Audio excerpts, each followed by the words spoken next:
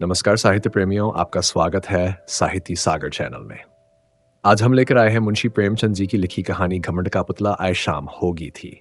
मैं सरयू नदी के किनारे अपने कैंप में बैठा हुआ नदी के मजे ले रहा था कि मेरे फुटबॉल दबे पामो पास आकर मुझे इस्लाम पास आकर मुझे से कुछ कहना चाहता है। फुटबॉल के नाम से जिस प्राणी काजी काजी किया गया वह मेरा अदली था। उसे सिर्फ एक नज़र देखने से यकीन हो जाता था कि यह नाम उसके लिए पूरी तरह उचित है। वह सिर से पैर तक आदमी की शक्ल में एक गिद्ध था। लंबाई चौड़ाई बराबर उसका भारी भरकम पेट, जिसने उस दायरे के बनाने में खास हिस्सा लिया था, एक लंबे कमरबंद में लिपटा रहता था, शायद इसलिए कि वह इंतहा से आगे न बढ़ जाए। जिस वक्त वह तेजी से चलता था, बल्कि यूं कहिए लुढ़कता था, तो साफ मालूम होता था कि कोई फुटबॉल ठोकर खाकर लुढ़कता चला आता है। मैंने उसकी तरफ देखकर पूछ, क्या कहते हो? इस पर फुटबॉल ने ऐसी रोनी सूरत बनाई कि जैसे कहीं से पिटकर आया है और बोला, हुजूर, अभी तक यहाँ रसद का कोई इंतजाम नहीं हुआ। जमींदार साहब कहते हैं कि मैं किसी का नौकर नहीं हूं। मैंने इस निगाह से देखा कि जैसे मैं और ज्यादा नहीं सुनना चाहता। यह असंभव था कि मजिस्ट्रेट की शान में जमींदार से ऐसी गुस्ताखी होती।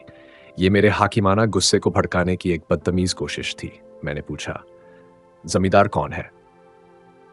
फुटबॉल की बौछें खिल गईं। बोला, क्या कहूं कुंवर सज्जन सिंह, हुजूर बड़ा डीठ आदमी है। रात आई है और अभी तक हुजूर के सलाम को भी नहीं आया। घोड़ों के सामने घास है न दाना।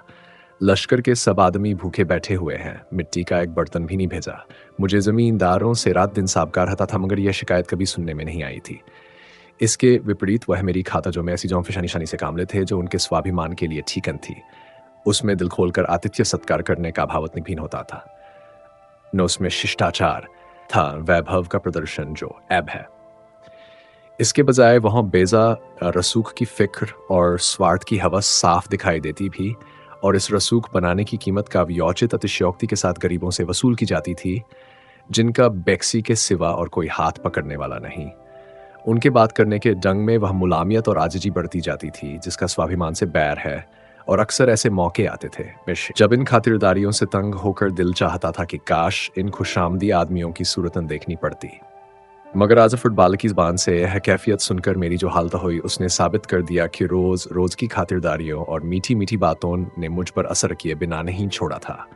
मैं यह हुक्म देने वाला ही था कि कुंवर सज्जन सिंह को हाजिर करो कि एकाएक ख्याल आया कि इन मुफ्तखोर चपरासियों के कहने पर एक प्रतिष्ठित आदमी को अपमानित करना न्याय नहीं है। मैंने अर्दली से कहा, बनियों के पास जाओ, नकद दाम देकर चीजें लाओ, और याद रखो कि मेरे पास कोई शिकायत ना आए। अर्दली दिल में मुझे कोसता हुआ चला गया, मगर मेरे आश्चर्य की कोई सीमा न रही जब वहां एक हफ्ते तक रहने पर भी कुंवर साहब से मेरी भेंट न हुई। अपने आदमियों और लश्कर वालों की जबान से कुंवर साहब की डिठाई, घमंड और हेकड़ी की कहानियों रोज सुना करता, और मेरे दुनिया देखे हुए पेशकार ने ऐसे अतिथि सत्कार शून्य गांवों में पड़ाव डालने के लिए मुझे कई बार इशारों से समझाने बुझाने की कोशिश की। गालिबन पहला आदमी था जिससे हबुल हुई थी, और अगर मैं निज़ले के नक्शे के बदले लश्कर वालों से अपने दौरे का प्रोग्राम बनाने में मदली होती तो शायद इस अप्रिय अनुभव को बनाती। लेकिन कुछ अजब बात थी कि कुंवर साहब को बुरा बहना मुझ पर उल्टा असर डालता था। यह होनक कि मुझे उस आदमी से मुलामा करने की इच्छा पैदा हुई जो सर्वशक्तिमान अफसरों से इतना ज्यादा अलग थलग हंसकता है। सुबह का वक्त था। मैं गड़ी में गया। नीचे सरयू नदी लहरें मार रही थी। उस पार साखू का जंगल था। मीलों तक बादामी रेत, उस पर खरबूज और तरबूज की क्यारियां थीं। पीले पीले फूलों से लहराती हुई बगुलों और मुर्गाबियों के गोल बैठे हुए थे। सूर्य देवता ने जंगलों से सिर निकाला, लहरें जगमगाईं, पानी में तारे निकले। बड़ा सुहाना, आत्मिक उल्लास देने वाला दृश्य था। मैंने खबर करवाई और कुंवर साहब के दीवान खाने में दाखिल हुआ। लंबा चौड़ा कमरा था, फर्श बिछा हुआ था। सामने मसनद पर एक बहुत लंबा तड़ंगा आदमी बैठा था।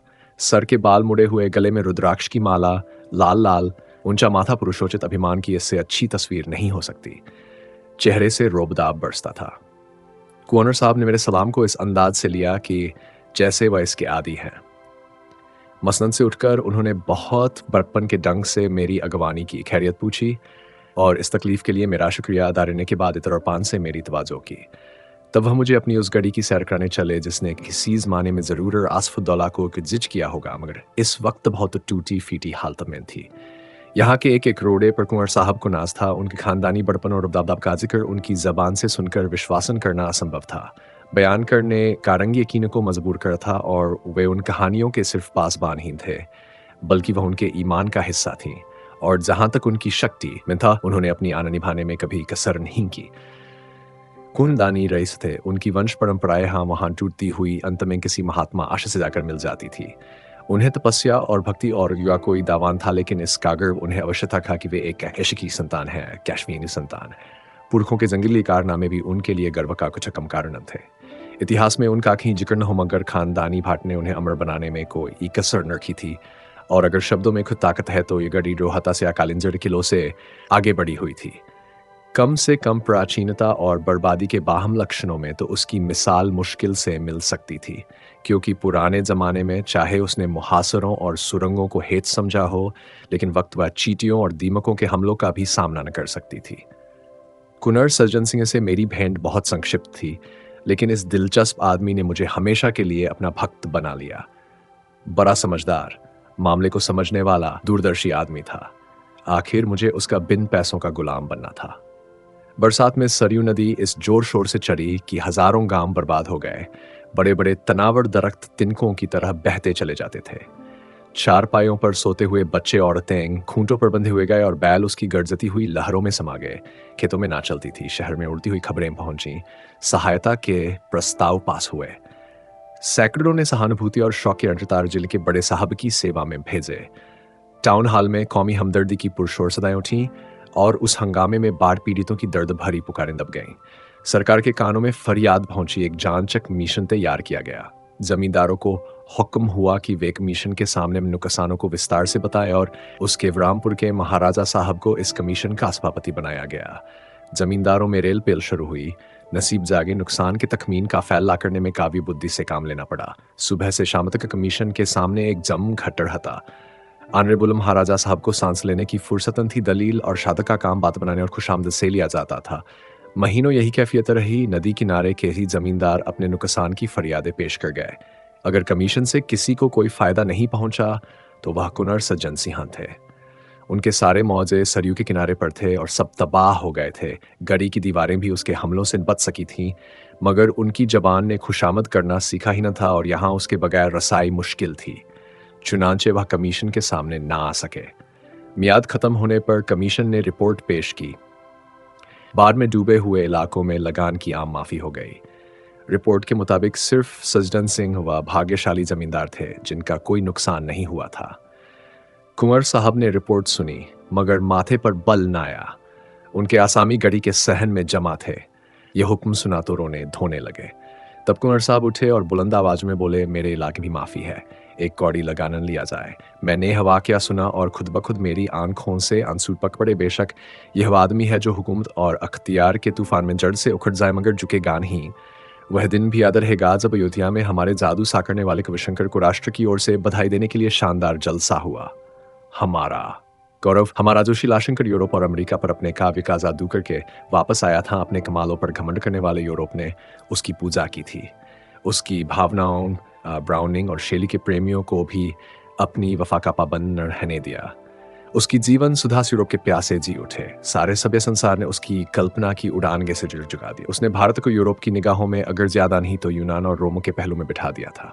जब तक वह यूरोप में रहा, दैनिक अखबारों के पत्रे उसकी चर्चा से भरे रहते थे। यूनिवर्सिटियों और विद्वानों की सभाओं ने उस पर उपाधियों की मूसलाधार वर्षा कर दी। सम्मान का वह पदक जो यूरोप वालों का प्यारा सपना और जिंदा आरजू है, वह पदक हमारे जिंदा दिल शंकर के सीने पर शोभा दे रहा था और उसकी वापसी के बाद उन्हीं राष्ट्रीय भावनाओं के प्रति श्रद्धा प्रकट करने के लिए हिंदुस्तान के दिल और दिमाग अयोध्या में जमा थे। इसी अयोध्या की गोद में श्री रामचंद्र खेलते थे और यहीं उन्होंने वाल्मीकि की जादू भरी लेखनी की प्रशंसा की थी। उसी अयोध्या में हम अपने मीठे कविशंकर पर अपनी मोहब्बत के फूल चढ़ाने आए थे। इस राष्ट्रीय कतव्य में सरकारी हुकाम भी बड़ी उदारता पूर्वक हमारे साथ सम्मिलित थे। शंकर ने शिमला और दार्जिलिंग के फरिश्तों को भी अयोध्या में खींच लिया था। अयोध्या को बहुत इंतजार के बाद इन देखना नसीब हुआ। जिस वक्त शंकर ने उस विराट पंडाल में पैर रखा, हमारे हृदय राष्ट्रीय गौरव और नशे से मतवाले हो गए। ऐसा महसूस होता था कि हम उस वक्त किसी अधिक पवित्र, अधिक प्रकाशवान दुनिया के बसने वाले हैं। एक क्षण के लिए अफसोस है कि सिर्फ एक क्षण के लिए अपनी गिरावट और बर्बादी का ख्याल हमारे दिलों से दूर हो गया। जय जय की आवाज़ों ने हमें इस तरह मस्त कर दिया जैसे महुअर नाग को मस्त कर देता है। एड्रेस पढ़ने का गौरव मुझको प्राप्त हुआ था। सारे पंडाल में खामोशी छाई हुई थी जिस वक्त मेरी जबान से ये शब्द निकले, ए राष्ट्र के नेता, ए हमारे आत्मिक गुरु, हम सच्ची मोहब्बत से तुम्हें बधाई देते हैं और सच्ची श्रद्धा से तुम्हारे पैरों पर सिर झुकाते हैं। ये कायक मेरी निगाह उठी और मैंने एक हृष्ट पुष्ट हैकल आदमी को ताल्लुकेदारों की कतार से उठकर बाहर जाते देखा। ये कुंवर सज्जन सिंह थे। मुझे कुंवर साहब की ये बेमौका हरकत, जिसे अशिष्टता समझने में कोई बाधा नहीं मैट बुरी मालूम हुई। हजारों आंखें उनकी तरफ हैरत से उठीं। जलसे के खत्म होते ही मैंने पहला काम जो किया वह कुंवर साहब से इस चीज के बारे में जवाब तलब करना था। मैंने पूछा, क्यों साहब, आपके पास इस बेमौका हरकत का क्या जवाब है? सज्जन सिंह ने गंभीरता से जवाब दिया, आप सुनना चाहें तो जवाब हूं। शौक से फरमाए। अच्छा तो सुनिए। मैं शंकर की कविता का प्रेमी हूं, शंकर की इज्जत करता हूं, शंकर पर गर्व करता हूं, शंकर को अपने और अपनी कौम के ऊपर एहसान करने वाला समझता हूं, मगर उसके साथ ही उन्हें अपना आध्यात्मिक गुरु मानने या उनके चरणों में सिर झुकाने के लिए तैयार नहीं हूं। मैं आश्चर्य से उसका मुंह ताकता रह गया। यह आदमी नहीं, घमंड का पुतला है, देखें यह सिर कभी झुकता या नहीं। पूर्णमासी का पूरा चांद सरयू के सुनहरे फर्श पर नाचता था और लहरें खुशी से गलू मिल मिलकर गाती थीं। फागुन का महीना था, पेड़ों में कोपले निकली थीं और कोयल कूकने लगी थी। मैं अपना दौरा करके सदर लौटता था।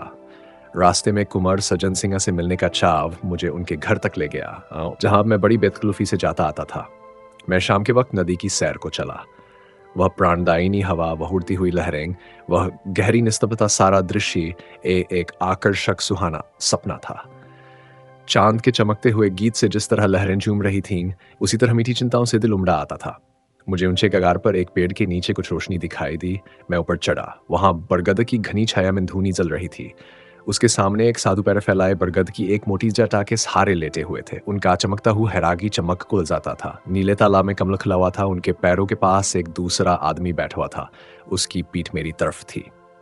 वह उस साधु के पैरों पर अपना सिर रख हुए था, पैरों को चूमता था, आंखों से लगता था। साधु अपने दोनों हाथ उसके सिर पर हुए थे कि जैसे वासना, धैर्य और संतोष के आंचल में आश्रय ढूंढ रही हो।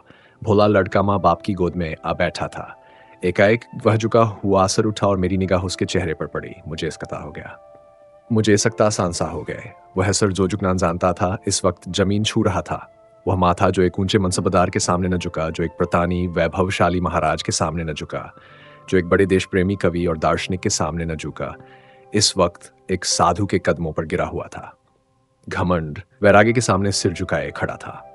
मेरे दिल में इस दृश्य से भक्ति का एक आवेग पैदा हुआ। आंखों के सामने से एक पर्दा सा हटा और कुंवर सज्जन सिन्हा का आत्मिक स्तर दिखाई दिया। मैं कुंवर साहब की तरफ से लिपट गया और बोला, मेरे दोस्त, मैं आज तक तुम्हारी आत्मा के बड़प्पन से बिल्कुल बेखबर था। आज तुमने मेरे हृदय पर उसको अंकित कर दिया कि वैभव, प्रताप, कमाल और शोहरत ये सब घटिया चीजें हैं, भौतिक चीजें हैं। वासनाओं में लिपटे हुए लोग इस योग्य नहीं कि हम उनके सामने भक्ति से सिर झुकाएं। वैरागी और परमात्मा से दिल लगाना ही वे महान गुण हैं जिनकी ड्योढ़ी पर बड़े बड़े वैभवशाली और प्रतापी लोगों के सिर भी झुक जाते हैं। यही वह ताकत है जो वैभव और प्रताप को, घमंड की शराब के मतवालों को और जड़ाऊ मुकुट को अपने पैरों पर गिरा सकती है। तपस्या के एकांत में बैठने वाली आत्माओं, तुम धन्य हो कि घमंड के पुतले भी पैरों की धूल को माथे पर चढ़ाते हैं। कुंवर सज्जन सिंह ने मुझे छाती से लगाकर कहा, मिस्टर वागले, आज आपने मुझे सच्चे गर्व का रूप दिखा दिया और मैं कह सकता हूं कि सच्चा गर्व सच्ची प्रार्थना से कम नहीं।